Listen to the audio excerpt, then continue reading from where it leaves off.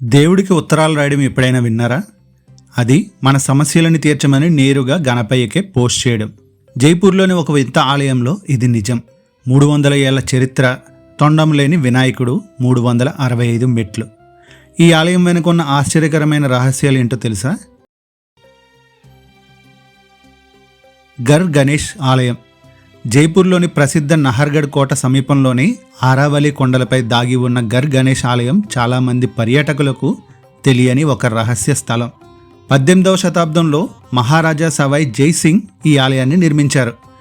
జైపూర్ అధికారికంగా స్థాపించబడడానికి ముందే ఈ ఆలయం నిర్మించబడింది.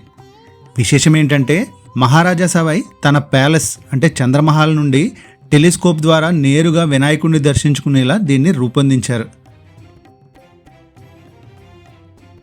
ఇక్కడ గణపతి బాలగణేశుడి రూపంలో ఉంటారు. సాధారణంగా వినాయకుడికి ఉండే తొండం ఇక్కడ ఉండదు. కేవలం పురుషాకృతిలో బాలగణపయ్యగా మనకి దర్శనమిస్తారు. భక్తులు తమ కోరికలను లేఖల రూపంలో రాసి ఆలయ చిరునామాకి పంపిస్తారు.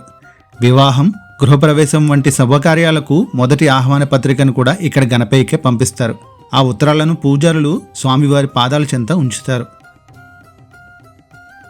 గుడి ప్రాంగణంలో ఉన్న 2 పెద్ద ఎలుకల చెవిలో భక్తులు తమ బాధలను చెప్పుకుంటారు.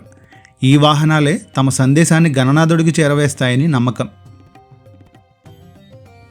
సంవత్సరానికి ఉన్న 365 రోజులలాగే ఈ కొండపై ఉన్న స్వామివారిని చేరుకోవడానికి సరిగ్గా 365 మెట్లు ఎక్కాలి. భక్తికి, నమ్మకానికి నిలువుటద్దంలా నిలిచే ఈ ఆలయాన్ని మీరు ఎప్పుడైనా సందర్శించారా?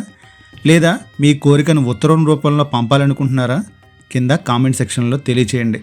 ఓం గం గణపతియే నమః.